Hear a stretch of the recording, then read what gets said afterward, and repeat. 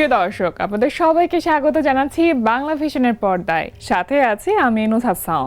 দেশের ইতিহাস, ঐতিহ্য এবং আমাদের আশেপাশে ঘটে যাওয়া বিভিন্ন সামাজিক, সাংস্কৃতিক ও বিনোদন জগতের সর্বশেষ খবর জানাতেই আমরা প্রত্যেক সপ্তাহে আপনাদের সামনে হাজির হয়ে যায় বাংলা ভিশনের সাপ্তাহিক আয়োজন বিচিত্রা। চলুন তবে শুরু করা যাক আজকের পর্ব।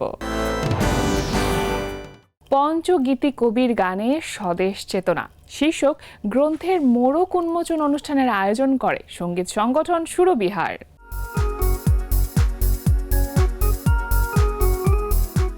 ২১ মে বৃহস্পতিবার বিকেলে বাংলা একাডেমির কবি শামসুর রহমান মিলনায়তনে বিশিষ্ট কণ্ঠশিল্পী ও গবেষক ডক্টর অনিমা রায়ের প্রথম গ্রন্থ পঞ্চগীতি কবির গানে স্বদেশ চেতনা এর প্রকাশনী উৎসবের আয়োজন করা হয়। এতে প্রধান অতিথি ছিলেন তথ্য ও সম্প্রচার মন্ত্রী জহিরুদ্দিন স্বপন। বিশেষ অতিথি ছিলেন সংস্কৃতি প্রতিমন্ত্রী আলী নেওয়াজ মাহমুদ খৈয়ম। এছাড়া অনুষ্ঠানে উপস্থিত ছিলেন বাংলা একাডেমির মহাপরিচালক অধ্যাপক ডক্টর মোহাম্মদ আজম ও সরকারি সঙ্গীত কলেজের বিভাগীয় প্রধান ডক্টর কমল খালিদ। প্রায় 4 বছর অপেক্ষার ফলশ্রুতি আজকের এই গ্রন্থ প্রকাশনা, কারণ আমি চেয়েছিলাম খুব করে বইটি আমার বাংলা একাডেমি থেকে হোক, আর এটা আমার পিএইচডি গবেষণারই একটি অংশ। অত্যন্ত আনন্দের একটি দিন। প্রত্যাশা এই বইটির মাধ্যমে এই প্রজন্মের কাছে এই পঞ্চগীতি কবির যে অবদান স্বদেশের প্রতি এবং স্বদেশের গান দিয়ে যে কত সংগ্রাম আমরা উত্তীর্ণ হয়েছি, সংগ্রামের পথে এই গানগুলো কীভাবে আমাদের অনুপ্রেরণা দিয়েছে এবং এখনও পর্যন্ত যে কোনো আন্দোলন, যে কোনো সংকটে, দেশের যে কোনো সমস্যায় গান যে আমাদের হাতিয়ার হয়ে আমাদের পাশে থাকে, তাই ব্যক্ত করবার চেষ্টা রয়েছে এই বইটিতে। সুরবিহারের তরুণ শিল্পীদের সঙ্গীত পরিবেশনার মধ্যে দিয়ে শুরু হয় অনুষ্ঠান। এরপর গ্রন্থের মোড়ক উন্মোচন করেন অতিথিরা। বাংলা একাডেমি থেকে প্রকাশিত পঞ্চগীতি কবির মধ্যে রবীন্দ্রনাথ ঠাকুর, দ্বিজেন্দ্রলাল রায়, রজনীকান্ত সেন, অতুল প্রসাদ সেন এবং কাজী নজরুল ইসলামের গানের যে স্বদেশ চেতনা ও ইতিহাস ফুটে উঠেছে, তাই বইটিতে গবেষণাধর্মী আলোচনার মাধ্যমে তুলে ধরেছেন লেখক অনিমা রায়। সুফি ধারায় লেখা মাওলা গানটির মিউজিক ভিডিও প্রকাশ করলেন জনপ্রিয় সঙ্গীতশিল্পী বালাম। 23 মে শনিবার রাতে রাজধানীর একটি হোটেলে মাওলা গানের মিউজিক ভিডিওর প্রকাশনা অনুষ্ঠানের আয়োজন করা হয়। অনুষ্ঠানে উপস্থিত ছিলেন ব্যান্ড শিল্পী হামিন আহমেদ এবং শেখ মনিরুল আলম টিপু। এছাড়া শিল্পী হাবিব ওয়াহিদ, আলিফ আলাউদ্দিন, বালাম, কোনাল, এলিটা জুলি ও ফয়সাল সহ অনেকেই। এমন স্বাদের গানটি একত্রে সৃষ্টি করেছেন রশিদ নিউটন এবং বালাম। আমি জাস্ট বালাম থেকে বালাম ভাই, we all are your fan, so all the best wishes and really looking forward to the music video. এখানে যারা আছেন তারা সবাই আমাদের স্বপ্নের মিউজিশিয়ানস। আমরা দর্শক হিসেবে, শ্রোতা হিসেবে তাদেরকে এত বেশি ভালোবাসি যে তাদের সঙ্গে একই ছাদের নিচে বসাটাও আমাদের জন্য, আমার জন্য স্পেশালি অনেক স্পেশাল। কারণ আমি তো এই দেশে বড়ই হইনি, আমি বড় হয়েছি এমন একটা জায়গায় যেখানে there was very little access to Bangladeshi music, be it film or band or whatever. সেখানেও বালাম ভাই was our favorite.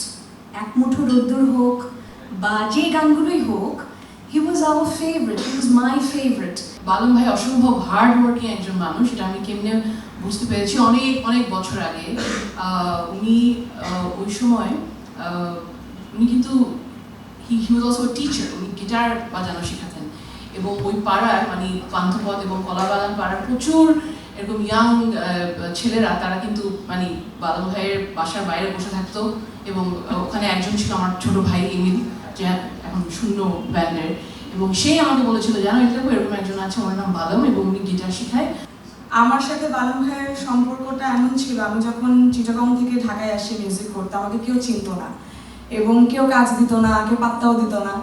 সো তখন বালাম ভাই আমার জন্য একটা গান বানিয়েছিল এবং গানটার নাম ছিল খোলা আকাশ।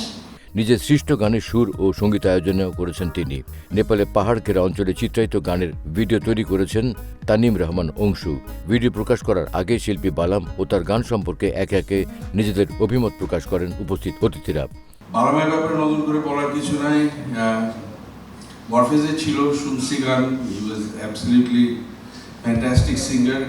বাট ওর সোলো অ্যালবামটা, যে এক মুঠো রোদ্দুর যে গানটার কথা বললেন, এটা আমার বাসাতে কতবার শুনলাম দিচ্ছে, I don't know, it was my personal favourite.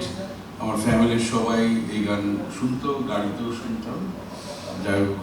তো এর পরবর্তীতে অ্যাকচুয়ালি বালামের সাথে আরো একটু কাছাকাছি হই। সবশেষে প্রকাশ করা হয় দুর্দান্ত মিউজিক ভিডিও। আমারও মনে হয় যে I am one of those character, হ্যাঁ, যে আমি অনেক কিছু ফিল করি কিন্তু অনেক সময় এক্সপ্রেসিভ আমি ওইভাবে না, নিজের ভিতরে রেখে। তো আমার এই সব কিছু নেগেটিভ জিনিস থেকে যেন আমরা রেহাই পাই, ওইটার স্টোরিটাই হচ্ছে এই মাওলা দিয়ে আমি মনে হয় কিছুটা সক্ষম হয়েছে। আর অংশ ভাই মাশাআল্লাহ এটার সাথে অনেক প্রথম থেকে কানেক্টেড ছিল, বাকিটা অংশ ভাই নিজেই বলবে। আর আমাদের জার্নিটা অনেক কষ্টের ছিল, বিশেষ করে যেই জায়গায় গিয়েছি রাস্তা খুবই অর্ধেক রাস্তায় ছিল একদম এরকম, হ্যাঁ, একদম লাফাতে লাফাতে লাফাতে বডি ম্যাসাজ হয়ে গিয়েছিল। যাই হোক সব কিছু মিলিয়ে, আর এই ভিডিওটারও আমরা অনেক সময় ভিডিও করতে চাই কিন্তু সবসময় সব কিছু মিলিয়ে আসলে হয় না, কারণ এখানে বাজেট ইস্যু থাকে, স্পন্সর না থাকলে আবার স্পন্সরের কাছে দৌড়াবো, তখন মোটিভেশনটাই চলে যায়। তো এই প্রথম আমাকে আমার বোন জুলি বললো, তুমি এটাকে নিয়ে মাওলা গানটা এত সুন্দর একটা গান, আমার মনে হয় তুমি এটা নিয়ে একটা নিজে একটা ট্রাই দাও, হ্যাঁ, তোমার চ্যানেল থেকে হলেও করো, কিন্তু এটা উচিত। খুব সেন্সিটিভ সাবজেক্টটা আমার মনে হয় ঠিক আছে, আমি ড্রাইভ দিলে এইটা দিয়ে দিই। কবিতা ও সংস্কৃতির উপরে শিশু কিশোরদের উৎসাহিত করবার লক্ষ্য নিয়ে এক আবৃত্তি অনুষ্ঠানের আয়োজন করে Mostafiz academy of fine arts.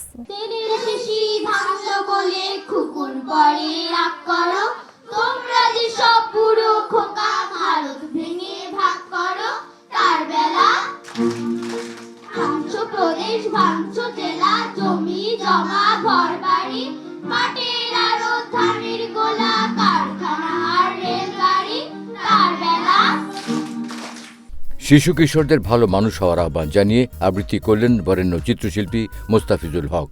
মা বলেছে হতে আমায় অনেক বড় ডাক্তার, শুনে বাবা চেঁচিয়ে ওঠে, খবরদার খবরদার, ইঞ্জিনিয়ার হবে খোকা, এটাই আমার নির্দেশ। প্রকৌশলীর বাবা হব, ভাবতেই ভালো লাগছে বেশ। বড় মামা ছুটে এসে বলে, তোমরা করছো কি?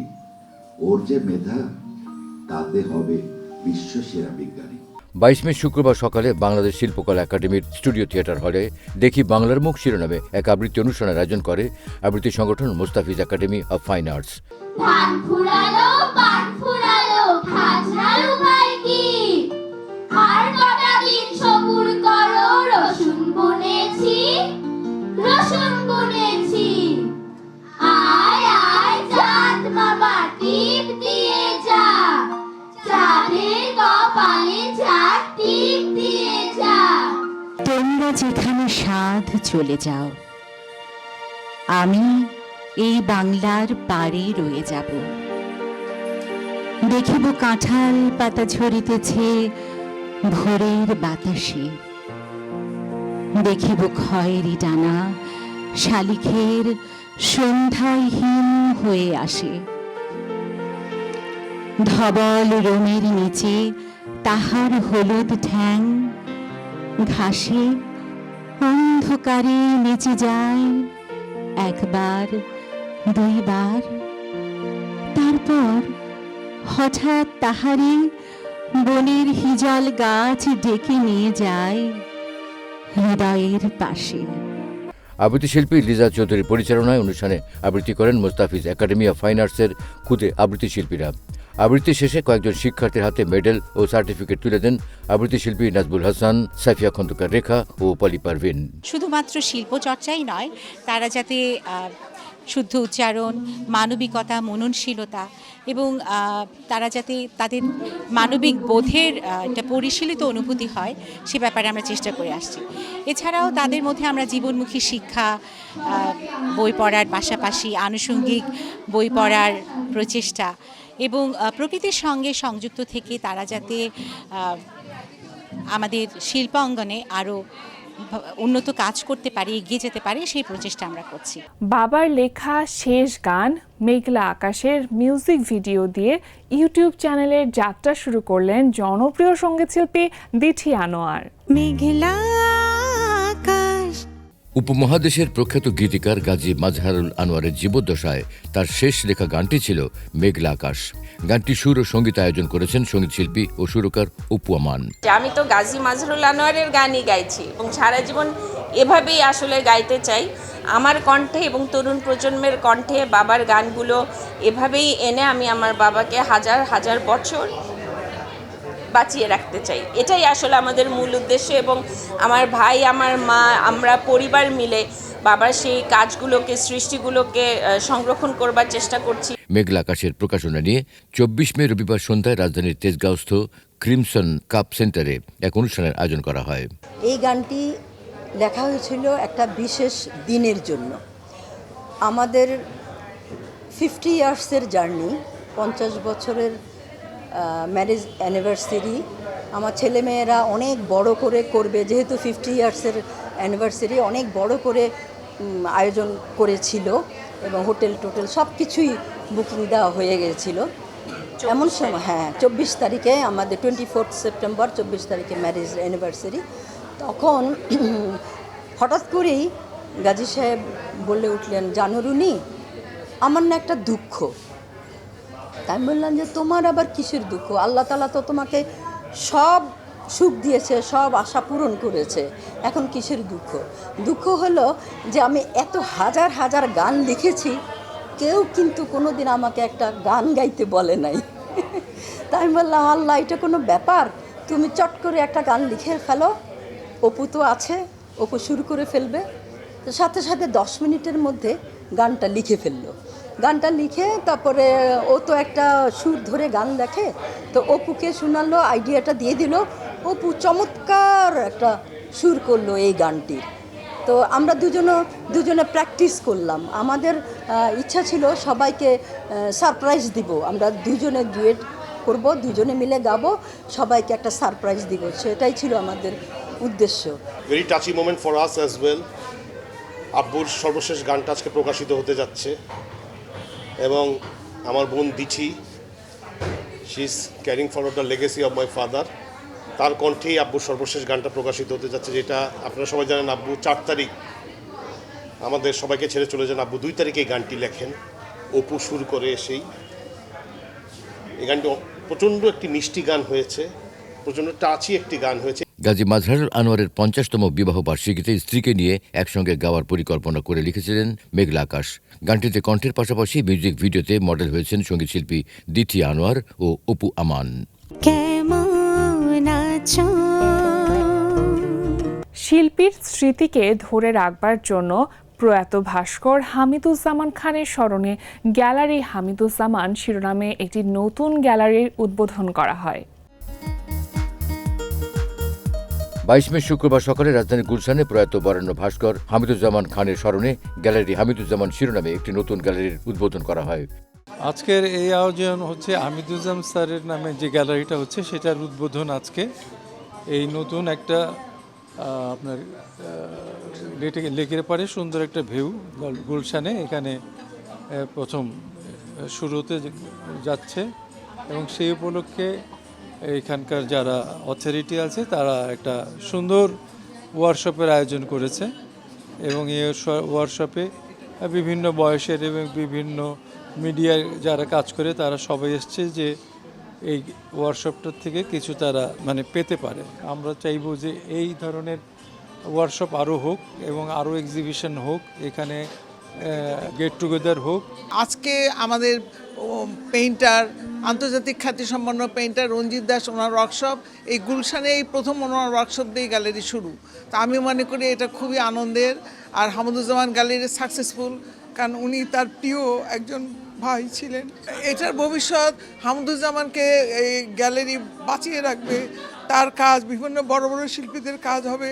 আমি মনে করি এটা অনেক দিন চলবে। আমরা এটা সাধুবাদ জানাই ভাস্কর নাজমকে, উনি আর্কিটেক্ট একজন, ওনার উদ্যোগ যেন সফল হোক এটা আমরা চাই। 2 দিনব্যাপী আর্ট ওয়ার্কশপে সাদা ক্যানভাসে নিজ ছবি এঁকে গ্যালারির শুভ উদ্বোধন করেন দেশবরেণ্য চিত্রশিল্পী রণজিৎ দাস। এ সময় উপস্থিত ছিলেন হামিদুজ্জামান খানের স্ত্রী শিল্পী আইবি জামান এবং আর্ট ওয়ার্কশপে অংশগ্রহণকারী শিল্পীরা। রাজধানীর গুলশান এরিয়াতে মানুষের মধ্যে শিল্পচর্চা, শিল্পের প্রসার ও তরুণ শিল্পী তৈরির লক্ষ্যে গ্যালারির যাত্রা শুরু হল। সৃজনশীল ভাবনার অনন্য এই আয়োজনের পরিচালনা করেন দেশবরেণ্য চিত্রশিল্পী রণজিৎ দাস। প্রিয় দর্শক, আজ এ পর্যন্তই। দেশের ইতিহাস, ঐতিহ্য এবং আমাদের আশেপাশে ঘটে যাওয়া বিভিন্ন সামাজিক, সাংস্কৃতিক ও বিনোদন জগতের সর্বশেষ খবর জানতে আগামী সপ্তাহে ঠিক আবারও একই সময় হাজির হয়ে যাব বাংলা ভিশনের পর্দায়। সে পর্যন্ত সকলে ভালো থাকুন, সুস্থ থাকুন বাংলা ভিশনের সাথে।